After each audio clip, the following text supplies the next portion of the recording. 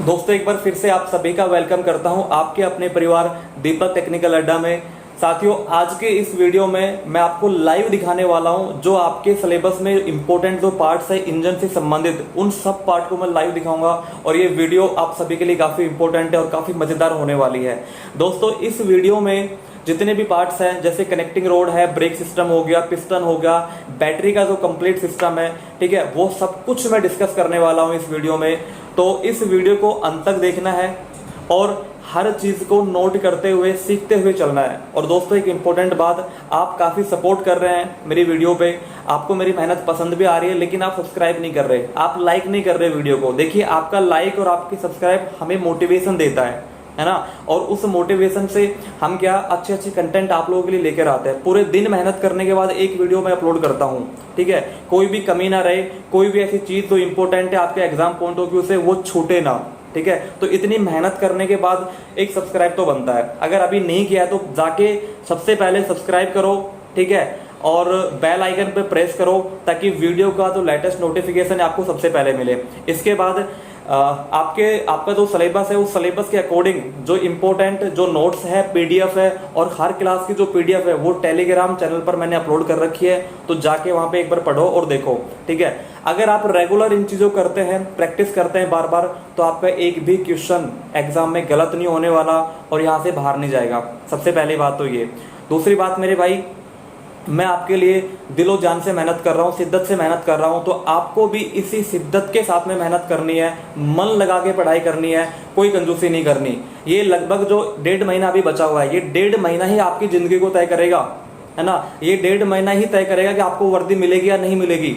तो ये मेरी तरफ से एक मोटिवेशन भी होगा आपके लिए कि अगर मैं आपके लिए इतनी मेहनत कर रहा हूं तो आपको भी इससे डबल मेहनत करनी है मेरे भाई। अगर कोई भी कमी कंटेंट में रहती है, कोई भी अगर आपको समस्या होती है किसी भी टॉपिक को लेके, तो आप मुझे पर्सनली बताएं, मैं पूरी हेल्प करूंगा अपने भाइयों की, दिलो जान से हेल्प करूंगा आपके लिए। दिन रात मैं एक कर दूंगा, लेकिन आपको अच्छे से पढ़ाई करनी है। देखिए, ये 1.5 महीना आपकी वर्दी को तय करेगा, आपके सिलेक्शन को तय करेगा। आप बिल्कुल आराम से अपना सिलेक्शन ले सकते हैं, कोई बड़ी बात नहीं है ना। ज्यादा फॉर्म भी नहीं है, बहुत कम फॉर्म है। आपकी मेहनत ही डिपेंड करेगी आपकी नौकरी के लिए, है ना। कोई दूसरा आपको सपोर्ट करने नहीं आएगा, ठीक है। आपका खुद का आत्मविश्वास और आपकी मेहनत ही आपको उस नौकरी तक लेके जाएगी। तो मेरे भाई अच्छे से आप मेहनत करें, तैयारी करें, शिद्दत के साथ में करें। जो भी करना है ना अच्छे से करें। अगर मन नहीं कर रहा तो फिर छोड़ दो, भाई करना ही नहीं है, ठीक है, लेकिन जो भी करना है शिद्दत से करना है। तो चलिए मैं आपको लेके चलता हूँ, उन सभी पार्ट्स को दिखाता हूँ 1 बाय 1, और बहुत मजेदार ये वीडियो आपके लिए, है ना। काफी कुछ नया सीखने को मिलेगा। अगर वीडियो पसंद आए तो तुरंत लाइक कर देना, कमेंट कर देना और ज्यादा से ज्यादा इसको शेयर कर देना। दोस्तों, जब भी आप गाड़ी को स्टार्ट करते हैं तो गाड़ी को स्टार्ट करने के लिए हमें पावर की आवश्यकता होती है, और वो जो पावर मिलती है वो बैटरी के माध्यम से मिलती है। तो आज हम इस बैटरी के बारे में जानेंगे, क्या क्या इसके यूज होते हैं, और जो जितने भी इसके फंक्शन है ना, सभी इंपॉर्टेंट चीज़ों को हम डिस्कस करेंगे। तो गाड़ी को स्टार्ट करने के लिए हम बैटरी का यूज़ करते हैं। इसके अलावा गाड़ी में जो विंडस्क्रीन वाइपर होता है उसकी मोटर को पावर देने के लिए, गाड़ी में जितनी भी लाइट वगैरह होती है उनको, और साथ में अगर पेट्रोल गाड़ी है तो पेट्रोल गाड़ी में जो इग्निशन सिस्टम होता है उस इग्निशन सिस्टम को पावर देने के लिए भी हम बैटरी का यूज़ करते हैं। वहीं अगर डीजल गाड़ी है तो अगर बैटरी नहीं भी होगी तो गाड़ी स्टार्ट हो जाएगी, लेकिन अगर गाड़ी पेट्रोल की है तो पेट्रोल वाली गाड़ी में अगर बैटरी नहीं है तो बिना बैटरी के आप उसको स्टार्ट नहीं कर सकते, है ना। तो ये आपके एग्जाम पॉइंट ऑफ व्यू से काफ़ी इंपॉर्टेंट चीज़ें हैं।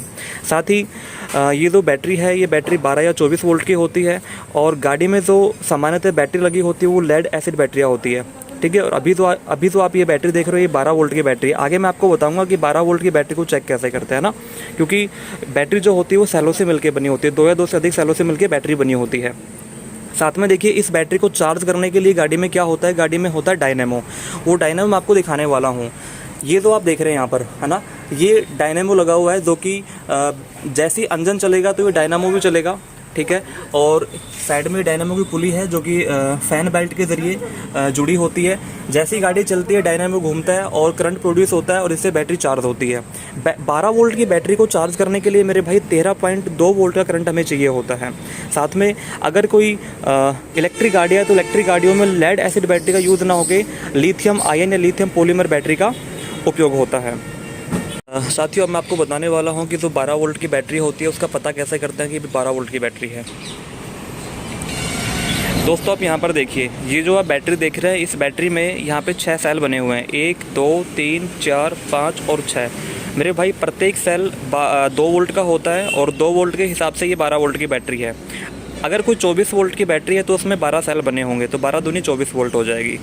अगर सामान्यतः इसके स्ट्रक्चर की बात करें तो अभी आप जो ये देख रहे हैं यहाँ पर टर्मिनल बने हुए हैं। बैटरी में 2 टर्मिनल होता है, एक पॉजिटिव होता है और एक नेगेटिव होता है। भाई जो पॉजिटिव टर्मिनल होगा वो लाल कलर का होगा, रेड कलर का होगा, और जो नेगेटिव टर्मिनल होगा वो होता है हमेशा ब्लैक रंग का या काले रंग का।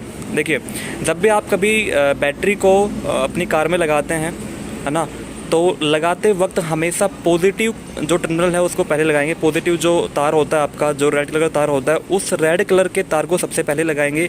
अगर आप बैटरी को हटा रहे हो गाड़ी से, तो हटाते वक्त हमेशा नेगेटिव वायर को पहले हटाते हैं। तो ये बात आपको याद रखनी है। इसके अलावा जो आपके एग्ज़ाम पॉइंट ऑफ व्यू से काफ़ी इंपॉर्टेंट चीज़ें हैं, सीधा आपके एग्ज़ाम में पूछता है कि बैटरी के अंदर जो द्रव भरा होता है उस द्रव को क्या बोलते हैं। तो उस द्रव का नाम होता है मेरे भाई इलेक्ट्रोलाइट। ठीक है, इस बैटरी में जो अंदर द्रव भरा होगा उस द्रव क्या बोलेंगे, इलेक्ट्रोलाइट। इलेक्ट्रोलाइट जो मिक्सचर होता है वो पानी प्लस H2SO4 का मिक्सचर होता है, जिसमें 60% तो पानी होता है और 40% सल्फ्यूरिक एसिड होता है। तो इन दोनों के जो मिक्सचर से क्या बनता है, इलेक्ट्रोलाइट बनता है। अब जो इसके आंतरिक जो संरचना है उसके बारे में बात कर लेता हूँ कि इसमें अंदर कौन कौन सी चीज़ें लगी होती है। तो सबसे पहले तो इसमें प्लेटें होती है, पॉजिटिव और नेगेटिव प्लेटें होती है। ठीक है, उन दोनों प्लेटों के बीच में सेपरेटर लगे होते हैं ताकि दोनों का चार्ज मिक्स ना हो, और पॉजिटिव और नेगेटिव प्लेटों को आपस में कनेक्ट करने के लिए प्लेट कनेक्टर लगे होते हैं। ठीक है, तो ये इसकी एक बेसिक संरचना है, आंतरिक संरचना, जिसके बारे में आपने सीखा। इसके अलावा इसका उपयोग मैंने आपको बता दिया है। ठीक है दोस्तों, गाड़ी को स्टार्ट करने में जो सबसे अहम भूमिका होती है वो होती है स्टार्टर की। और ये जो आप सामने देख रहे हैं ये स्टार्टर लगा हुआ है, और इस स्टार्टर को जो पावर मिलती है वो मिलती है बैटरी से। जैसे ही आप सेलअप लगाते हैं गाड़ी में, तो बैटरी के ज़रिए पावर जाती है कहाँ पे, स्टार्टर के पास, और ये स्टार्टर जुड़ा होता है फ्लाई व्हील से। ठीक है, तो इंजन के फ्लाई व्हील से जुड़ा होता है, और जैसे ही फ्लाई व्हील घूमता है गाड़ी आपकी स्टार्ट हो जाती है। इसके अलावा मेरे भाई, ये जो आप सामने देख रहे हो ये इंजन का सबसे इम्पोर्टेंट पार्ट है, जिसे हम इंजन ब्लॉक बोलते हैं ना, जिसे आप सिलेंडर ब्लॉक या इंजन ब्लॉक कहते हैं। और अभी जो ये आप देख रहे हो, इसमें ऊपर से जो सिलेंडर हेड होता है उसको हटा रखा है हमने। ठीक है, और ये जो आपको दिखाई दे रहा है ये पूरा इंजन ब्लॉक दिखाई दे रहा है। इसमें देखिए, ये जो आप देख रहे हो ये सिलेंडर बने हुए हैं। ठीक है, तो 1 2 3 और ये 4 सिलेंडर इंजन यहाँ पर है। इन 4 सिलेंडर के अंदर देखो पिस्टन ऊपर से नीचे रेसिप्रोकल मोशन में गति करता है। ठीक है, तो 2 पिस्टन तो इसमें ऊपर आ रखे हैं और 2 इसमें नीचे गए हुए हैं। तो ये पिस्टन ऊपर से नीचे गति करता है, और इन पिस्टन के नीचे क्या लगी होती है, कनेक्टिंग रोड जुड़ी होती है। अभी मैं आपको लाइव दिखाने वाला हूँ पिस्टन की संरचना भी और साथ में कनेक्टिंग रोड की भी। दोस्तों यहाँ पर देखिए, ये जो अभी आप देख रहे हो ना, ये सबसे ऊपर तो ये पिस्टन लगा हुआ है। ठीक है, ये जो हिस्सा है ना, यहाँ से लेकर और यहाँ तक का जो ये हिस्सा है इसे हम बोलते हैं पिस्टन। इस पिस्टन में सबसे ऊपर क्या लगी हुई है, कंप्रेशन रिंग लगी हुई है, 1 और 2। ये 2 रिंग क्या होती है मेरे भाई, कंप्रेशन रिंग होती है। इसके बाद सबसे नीचे यहाँ पे, तो यहाँ जो लगती है वो लगती है ऑयल रिंग।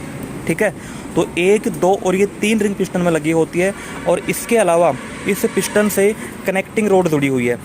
ठीक है, और ये कनेक्टिंग रोड जुड़ी होती है गजन पिन के माध्यम से। ये जो आप होल देख रहे हो ना, होल, ठीक है, इसे रिस्ट पिन बोलते हैं, पिस्टन पिन बोलते हैं और गजन पिन। ये इसके 3 नाम होते हैं। अगर एग्जाम में कोई भी नाम आपके सामने पुटअप होता है तो आपको कर देना है गजन पिन, पिस्टन पिन या फिर रिस्ट पिन। ठीक है, तो इस पिन के माध्यम से कनेक्टिंग रोड जुड़ी होती है, किससे, पिस्टन से जुड़ी होती है। ठीक है, इस पिस्टन का जो सबसे ऊपर का भाग है ना, इसे हम क्या बोलते हैं, पिस्टन हेड बोलते हैं या फिर पिस्टन क्राउन बोलते हैं। और जो ये सबसे नीचे वाला भाग है जो आप देख रहे हो, इसे बोलते हैं स्कर्ट। ठीक है, अब ये जो कनेक्टिंग रोड जुड़ी हुई है इसके 2 भाग होते हैं। एक होता है मेरे भाई स्मॉल एंड, जो कि यहाँ जुड़ा हुआ है, और एक होता है मेरे भाई बिग एंड, जो कि नीचे क्रैंक शाफ्ट से जुड़ा होता है। इसके अलावा जो अगला इम्पोर्टेंट पार्ट है इंजन के टॉपिक से मेरे भाई, वो मैं आपको दिखाने वाला हूँ। दोस्तों अब जो मैं चीज़ आपको दिखाने वाला हूँ, इस पार्ट का नाम है इनटेक मैनिफोल्ड। क्या नाम है मेरे भाई, इनटेक मैनिफोल्ड। ये जो इनटेक मैनिफोल्ड है, इसके ज़रिए क्लीन एयर इंजन के अंदर आती है और इंजन को कंप्रेस करने में सहायता मिलती है। अब देखिए, ये जो इनटेक मैनिफोल्ड होता है ना, ये जुड़ा होता है सिलेंडर हेड में। ये जो पार्ट आपको दिखाई दे रहा है इसका नाम है सिलेंडर हेड। इस सिलेंडर हेड में 2 भाग होते हैं, एक भाग तो होता है जहाँ पे इनटेक वाल्व लगे होते हैं और दूसरे भाग में क्या होता है, एग्जॉस्ट वाल्व होते हैं। ठीक है, तो इनटेक वाल्व में तो क्या होगा, इनटेक मैनिफोल्ड लगा होगा और जो एग्जॉस्ट वाल्व लगे होते हैं ना उसमें एग्जॉस्ट मैनिफोल्ड लगा होगा। तो इन तीनों ही पार्ट के बारे में अच्छे से हम डिस्कस करेंगे, सारे फंक्शन के बारे में जानेंगे। देखिए मेरे भाई, क्लीन एयर तो इसके ज़रिए कहाँ पे आएगी, इनटेक मैनिफोल्ड के ज़रिए इनटेक वाल्व से होते हुए सिलेंडर में अंदर जाती है। ठीक है, इसके बाद देखिए इन चारों सिलेंडर के ऊपर ये क्या लगे होते हैं, स्पार्क प्लग। इनके अंदर देखो स्पार्क प्लग लगे हुए हैं। ठीक है, आपको दिखाई दे रहा होगा। ठीक है, इसके अंदर क्या लगे हुए हैं, स्पार्क प्लग लगे हुए हैं, है ना। तो इनटेक तो मैनिफोल्ड है, इनटेक वाल्व से कनेक्ट होगा, क्लीन एयर अंदर जाएगी। ठीक है, स्पार्क प्लग के माध्यम से चिंगारी उत्पन्न होगी जिससे कि विस्फोट होगा। विस्फोट होने से पावर स्ट्रोक काम करेगा और पावर स्ट्रोक काम करने से इंजन को पावर मिलेगी और इंजन अपना वर्क करेगा। देखिए पावर स्ट्रोक होने के बाद जो जली हुई गैसें बाहर निकलेगी, वो जली हुई गैसें बाहर निकलती है एग्जॉस्ट वाल्व के जरिए। ठीक है, तो 4 सिलेंडर इंजन है, तो 4 सिलेंडर इंजन है मेरे भाई, 1, 2 और 3 और 4, ये 4 एग्जॉस्ट वाल्व बने हुए हैं। ठीक है, इन वाल्व के जरिए एग्जॉस्ट मैनिफोल्ड यहाँ पे लगा होता है। ठीक है, ये जो आप देख रहे हो एग्जॉस्ट मैनिफोल्ड, ये कहाँ पे लगा होगा, इस एग्जॉस्ट वाल्व के अंदर लगा होगा, ताकि चारों सिलेंडर से जली हुई गैसें, है ना, इस एग्जॉस्ट मैनिफोल्ड के ज़रिए बाहर निकल जाए। जब इंजन चलता है तो मेरे भाई कुछ जहरीली गैसें होती है ना, उन जहरीली गैसों को साफ़ करने के लिए, क्लीन करने के लिए एग्जॉस्ट मैनिफोल्ड के जस्ट बाद हम कैटलिक कन्वर्टर का यूज़ करते हैं। इसका नाम क्या होता है, कैटलिक कन्वर्टर। कैटलिक कन्वर्टर के माध्यम से जहरीली गैसें, जो विषैली गैसें होती है, जो हानिकारक गैसें होती है, वो साफ़ होती है, मतलब क्लीन हो जाती है। तो मेरे भाई आपके एग्ज़ाम में सीधा क्वेश्चन आपसे पूछेगा कि इंजन में जो जली हुई जहरीली गैसें होती है उनको साफ़ करने के लिए, क्लीन करने के लिए किसका यूज़ करते हैं, तो मेरे भाई उसका नाम हो कैटलिक कन्वर्टर। इसी कैटलिक कन्वर्टर के आगे, है ना, एक पाइप लगी होती है, उस पाइप का नाम होता है रेजोनेटर, और उस रेजोनेटर के बाद में क्या लगा होगा, आपका साइलेंसर लगा होगा। देखिए साइलेंसर में और कैटलिक कन्वर्टर में आपको डिफरेंस पता होना चाहिए। कैटलिक कन्वर्टर हमेशा जहरीली गैसों को साफ़ करने काम करेगा, इसके साथ ही जो साइलेंसर होता है, साइलेंसर हमेशा तीखी आवाज़ों को, इंजन से निकलने वाली जो तीखी आवाज़ें होती है, उन तीखी आवाज़ों को कम करता है। ठीक है ना। तो यहाँ पे एग्जॉस्ट जो वाल्व है, एग्जॉस्ट मैनिफोल्ड लगा हुआ है, कैटलिक कन्वर्टर ने क्या काम किया, जो जहरीली और विषैली गैसें होती है उनको क्लीन कर दिया। रेजोनेटर पाइप के ज़रिए आगे लगा होगा साइलेंसर, साइलेंसर तीखी आवाज़ जो कम करेगा, और साइलेंसर से आगे जो पाइप लगी होती है उसे बोलते हैं मेरे भाई टेल पाइप। टेल पाइप के ज़रिए जो भी गैसें होती है, हानिकारक जो गैसें होती है, वो वायुमंडल में छोड़ दी जाती है। तो ये तो एक जो बेसिक फंक्शन है ना, वो इनके बारे में हो गया। दोस्तों ये जो पार्ट अभी आपको दिखाई दे रहा है, इस पार्ट को हम बोलते हैं कैमशाफ्ट, जो कि इंजन का काफ़ी इम्पोर्टेंट पार्ट है। और ये जो पार्ट है कैमशाफ्ट, ये इंजन में सिलेंडर हेड के ऊपर लगा होता है। ठीक है, और इस पार्ट को जो पावर मिलती है वो मेरे भाई इंजन में लगी क्रैंकशाफ्ट के जरिए इसको पावर मिलती है। और मैं ये कहूँ कि इसका जो बेसिक फंक्शन है वो पूरे कंप्लीट वाल्व मैकेनिज्म को ऑपरेट करना होता है। देखिए इंजन जो सिलेंडर हेड होता है, सिलेंडर हेड में इनलेट और आउटलेट वाल्व लगे होते हैं। ठीक है, प्रत्येक वाल्व को खोलने का और बंद करने का जो मेन काम होता है, मेन फंक्शन जो होता है, इस कैमशाफ्ट के जरिए किया जाता है।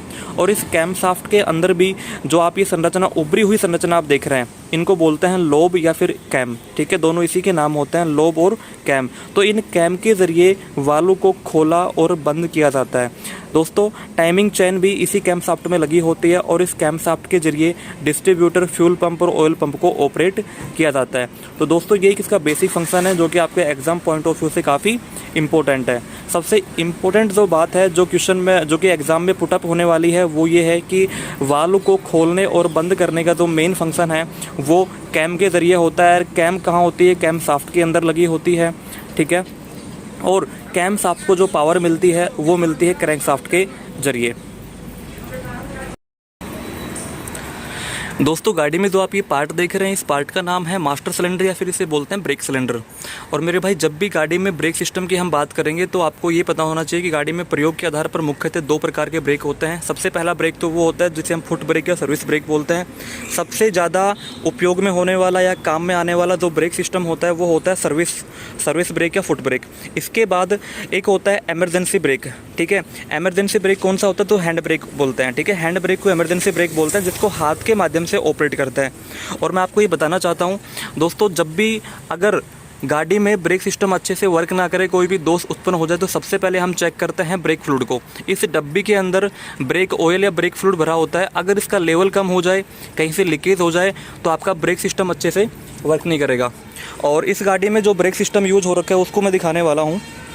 देखिए, ये मैं सब गाड़ी में बिल्कुल आगे आ गया हूँ और ये फ्रंट एक्सल लगा हुआ, फ्रंट एक्सल से ये ब्रेक सिस्टम जुड़ा हुआ है। देखिए, इस डिस्क प्लेट को देखने के बाद आपको पता चल रहा होगा गाड़ी का कौन सा ब्रेक है ये।